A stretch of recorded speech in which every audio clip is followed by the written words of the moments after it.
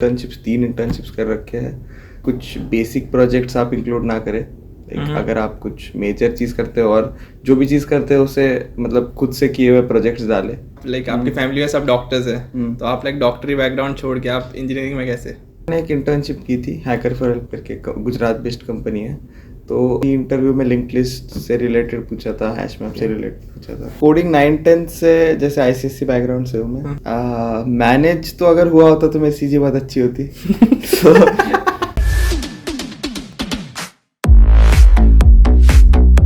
Hello everyone, मेरा नाम है ऋषभ। मैं हूँ bits Pilani Goa campus third year student और आज हमारे साथ है पार्थ। इनकी रिसेंटली अरिस्टा नेटवर्क्स में एसआईपी लगी है तो आज ये अपना एक्सपीरियंस हमारे साथ शेयर कर रहे होंगे। तो पार्थ, अपने बारे में कुछ बताइए। Hello, I am Parth and मैं औरंगाबाद महाराष्ट्र से रहने वाला हूँ। अभी करंटली थर्ड ईयर सीएससी में हूँ यहाँ बिट्स गोवा में। और करंटली मुझे अरिस्टा नेटवर्क्स में इंटर्नशिप अपॉर्चुनिटी मिली है। एक क्वेश्चन है आपके बैकग्राउंड से रिलेटेड, जैसा कि आप आपकी फैमिली में सब डॉक्टर्स है तो आप डॉक्टरी बैकग्राउंड छोड़ के आप इंजीनियरिंग में कैसे? तो जैसे मतलब मेरा बचपन से टेक में इंटरेस्ट रहा है। तो मैंने मेडिकल फील्ड को बहुत क्लोजली देखा है क्योंकि मेरे पापा ही डॉक्टर है और उनका खुद का हॉस्पिटल है।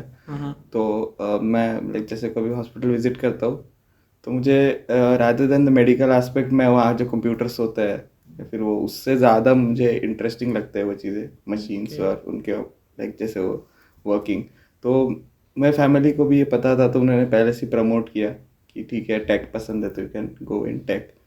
तो इसीलिए मैंने इंजीनियरिंग की प्रिपरेशन की थी। मैंने 10th से बायोलॉजी छोड़ दी एंड अभी जैसे तैसे किसी इंजीनियरिंग कॉलेज में हूँ। ओके हाँ, तो आपने अरिस्टा नेटवर्क्स ही क्यों चुनी? उनका जो कंपनी का जो डोमेन है, सिस्टम्स का डोमेन है, उसमें पर्टिकुलरली मेरा इंटरेस्ट रहा है। मैंने पहले से उसके बारे में पढ़ा है, नेटवर्क्स और नेटवर्क प्रोग्रामिंग के बारे में। तो इसीलिए मेरे और उनके डोमेन अलाइन हो रहे थे तो इंटरेस्टिंग लगा मुझे रोल, इसीलिए मैंने अप्लाई कर दिया। तो ये अरिस्टा नेटवर्क में अप्लाई करने के लिए एलिजिबिलिटी क्राइटेरिया क्या था? तो एलिजिबिलिटी क्राइटेरिया मतलब कैंपस के थ्रू अप्लाई किया था मैंने। तो it visited our campus and उसके बाद सुपरसेट के प्लेटफॉर्म पे आता है और उसमें हर कंपनी के अलग क्राइटेरियाज होते हैं। तो सीजी बेस्ड होता है, कुछ ब्रांच बेस्ड होता है। तो एरिस्टा के मोस्टली सीजी था, 7 CGPA थी and it was only circuital branches जो आपके CS और इलेक्ट्रॉनिक्स के ब्रांचेस होते हैं उनको अलाउड था। और जब अरिस्टा नेटवर्क में आप अप्लाई कर रहे थे तो what type of things you have kept in your mind? ऐसे तो मतलब प्रिपरेशन के लिए मैंने जो सीनियर्स थे उन्हें पूछा था, उनसे गाइडेंस ली थी कि इस टाइप के क्वेश्चंस आते हैं एंड ऑल। एंड बाकी तो जनरल प्रिपरेशन DSA का किया ही था। तो वही काम आया, मतलब फर्स्ट राउंड में जो DSA पूछा जाता है। तो ऐसे लास्ट मोमेंट प्रिपरेशन कुछ नहीं थी, बट हाँ सीनियर से जो टिप्स लिए वो हेल्पफुल थे। हाँ, तो कंपनी में जब अप्लाई करते समय आपने अपना रेज्यूमे में आपकी ऐसी कौन सी चीज़ थी जिससे आप स्टैंड आउट हो रहे थे? रेज्यूमे तो मेरा मतलब प्रोजेक्ट से आई वुड से स्टैंड आउट हो रहा था। तो मैंने प्रोजेक्ट्स कर रखे थे। इंटर्नशिप्स मैंने उसके previously before applying to this internships 3 internships कर रखे हैं। तो वो चीज़ शायद एक अलग फैक्टर थी apart from others. And projects भी आई वुड लाइक टू से कि कुछ बेसिक प्रोजेक्ट्स आप इंक्लूड ना करें। अगर आप कुछ मेजर चीज़ करते हो और जो भी चीज़ करते हो उसे मतलब खुद से किए हुए प्रोजेक्ट्स डालें तो वो चीज़ स्टैंड आउट करती है कि अगर आपके प्रोजेक्ट्स अच्छे हो और आपने उस पर जेन्युइनली काम किया हो तो दैट थिंग स्टैंड्स आउट। और प्रोजेक्ट्स जो थे आपके ये किस डोमेन में थे? मेरे प्रोजेक्ट्स मोस्टली साइबर सिक्योरिटी के डोमेन में थे। मेरी इंटर्नशिप प्रीवियसली हैकर फॉर करके कंपनी में थी, वो भी साइबर सिक्योरिटी के डोमेन में थी। But it was not only cyber security, कुछ नेटवर्क्स रिलेटेड भी प्रोजेक्ट थे और कुछ सिस्टम्स रिलेटेड भी प्रोजेक्ट्स थे। और आपने ये बताया कि आपने पहले इंटर्नशिप्स कर चुके हैं। Yes. तो ये इंटर्नशिप्स इनके बारे में थोड़ा डिटेल में बताइए। इसके प्रीवियसली मैंने एक इंटर्नशिप की थी हैकर फॉर हेल्प करके, गुजरात बेस्ड कंपनी है। तो वो भी मैंने कॉलेज के थ्रू ही करी थी। We have something called practice school program जिसमें कंपलसरी इंटर्नशिप्स होती है for everyone who has completed the second year के बाद कंपलसरी इंटर्नशिप्स होती है और वो इंटर्नशिप अपॉर्चुनिटीज कॉलेज ही लाता है। So you have to fill your preference list और बेस्ड ऑन CGPA बिट्सी आपको ये दे देगा। तो मेरे को जो कंपनी मिली थी उस टाइम पे वो भी it was a very good company, तो वहाँ से मेरे को बहुत सीखना मिला। मैंने 5 प्रोजेक्ट्स कंप्लीट किए ओवर 2 मंथ्स की जो इंटर्नशिप थी, तो that experience help me a lot.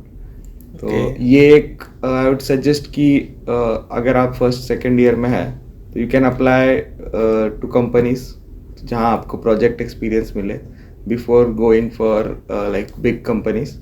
You apply for some companies जहाँ पे आपको इनिशियली वर्क एक्सपीरियंस मिले, तो उसका बेनिफिट आपको रेज्यूमे पे होगा।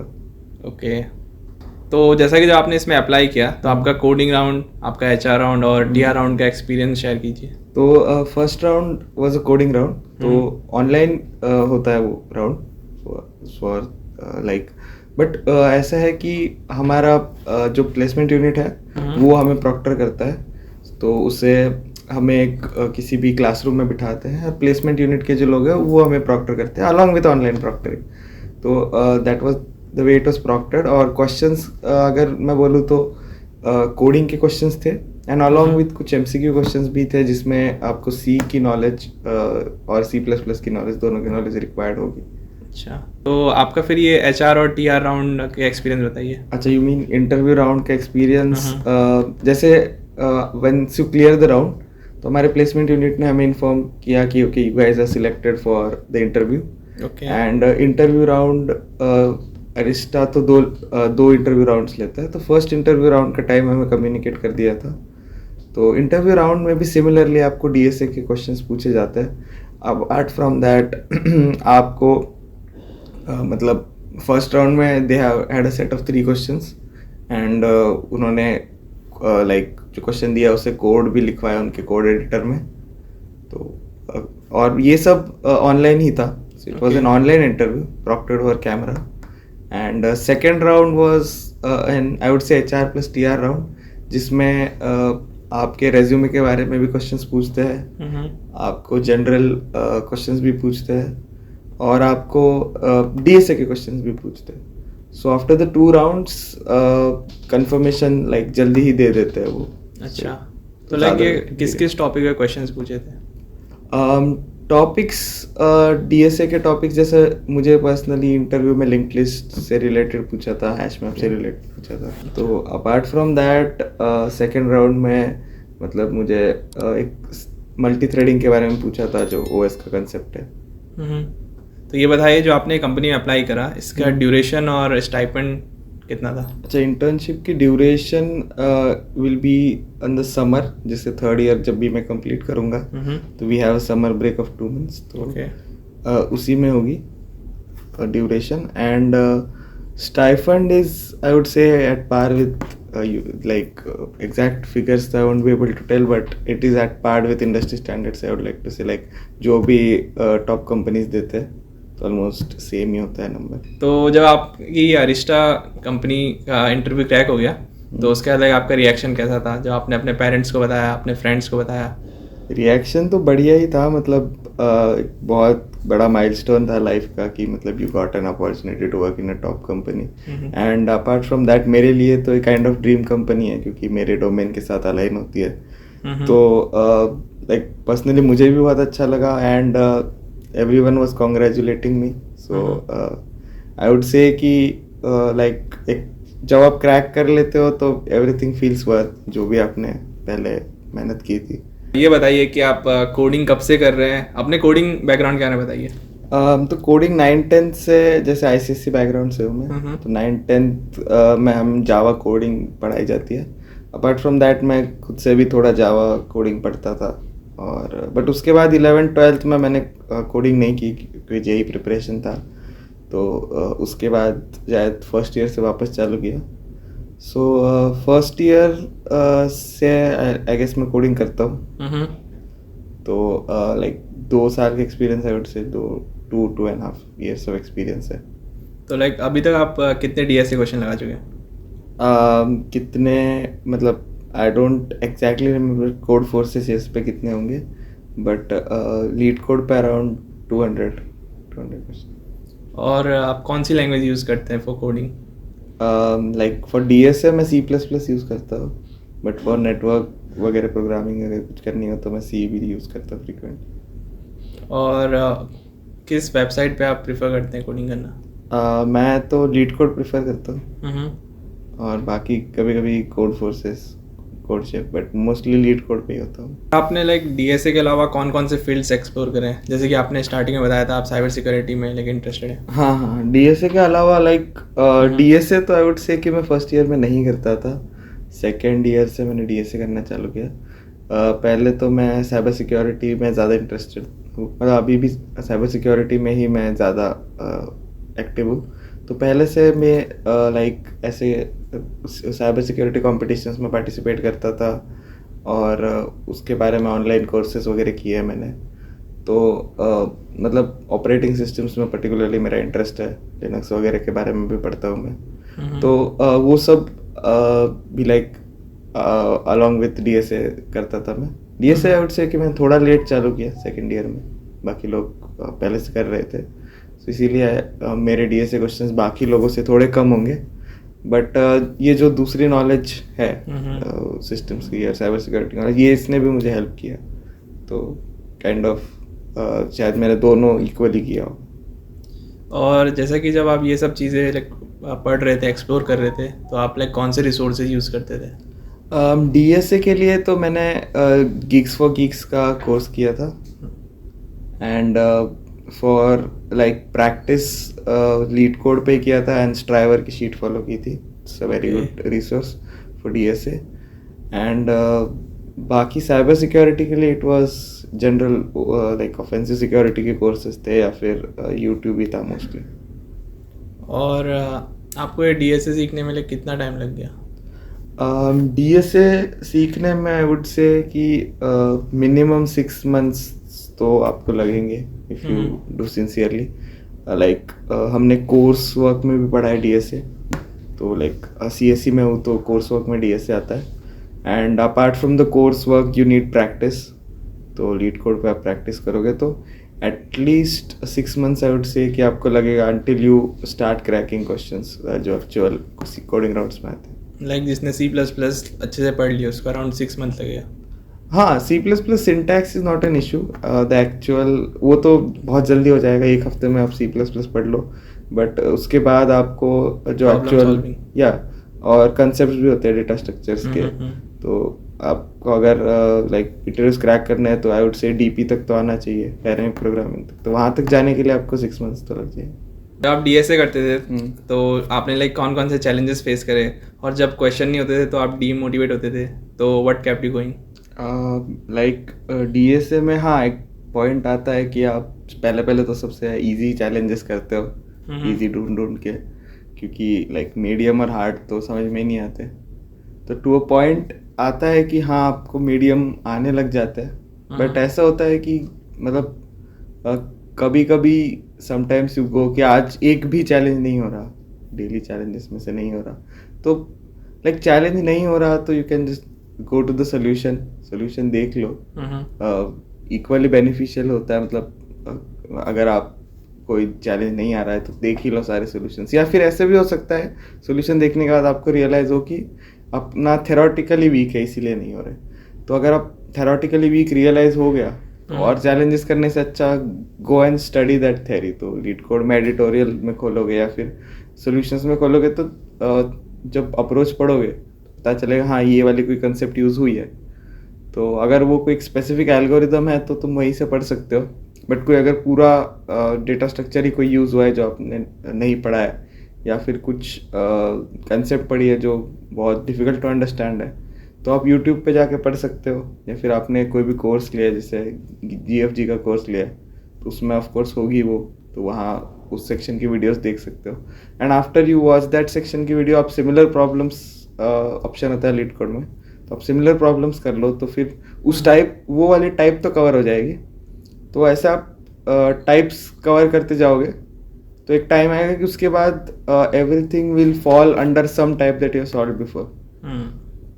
तो जब वो पॉइंट आना चालू हो जाता है तब आप कोई भी नए क्वेश्चन को अच्छे से अप्रोच कर सकते हो, क्योंकि उससे related question, not exactly same but जिस कंसेप्ट पे बेस्ड है उस कंसेप्ट पे बेस्ड आपने कुछ क्वेश्चन किए होंगे।